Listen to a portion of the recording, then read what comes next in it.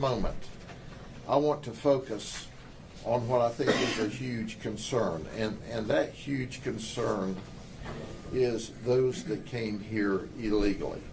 So I'm going to roll out a couple of things for you. First, I want you to see this chart.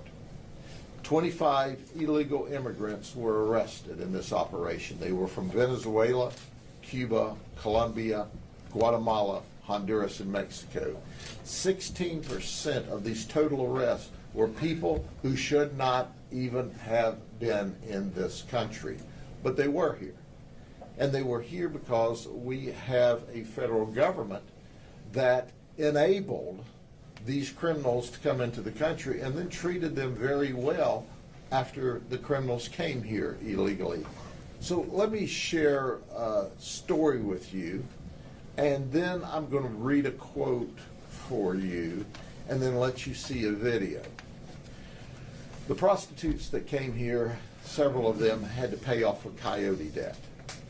Some of them said, hey, we did it because it was easy money. Others said, well, we came here and we were illegal, we couldn't get employment, so we turned to prostitution. Some of them said, we were threatened and our family was threatened if we did not prostitute for the coyotes or for the human traffickers.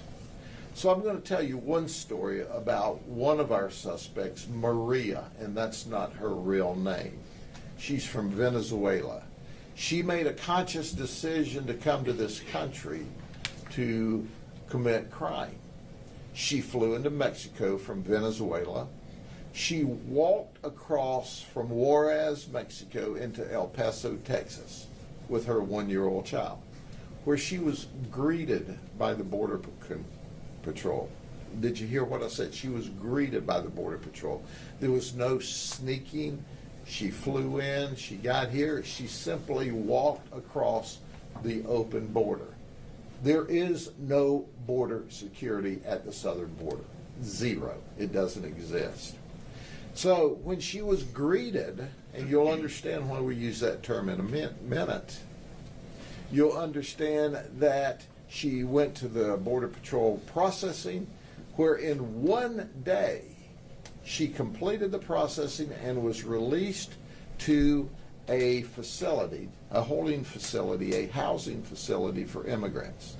She said, I was given a DNA test to make sure that my DNA matched my child's. He was given a DEA test to make sure he was really my child. She said, once that occurred, they set me down and they told me all about the benefits that I would get in the United States.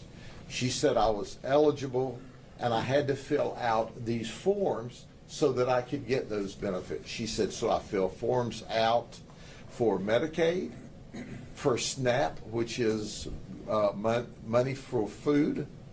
She said I was given free travel from the border to Chicago. When I got to Chicago, I couldn't find gainful employment there, so I thought, what the heck? I'll go to Florida. And then I got to fly to Florida. She was giving free housing. All because the United States paid for that. That's right, you, the taxpayers, got to pay for that. So this was all simply walking across the border. She said it was unbelievable to me. But let me read her quote, because understand, she walked across the border. This was not a stealthful act. And then they gave her free travel, free housing, free food, free medical care. All why people from the hurricane are still waiting for help. Let me read in English, and then we're going to play the video clip she agreed to do if we'd use another name. When I passed through immigration, they sat me down and explained to me all the benefits I was eligible for. I was told I could apply for government assistance. I could apply for health medical insurance for my son. And I could apply for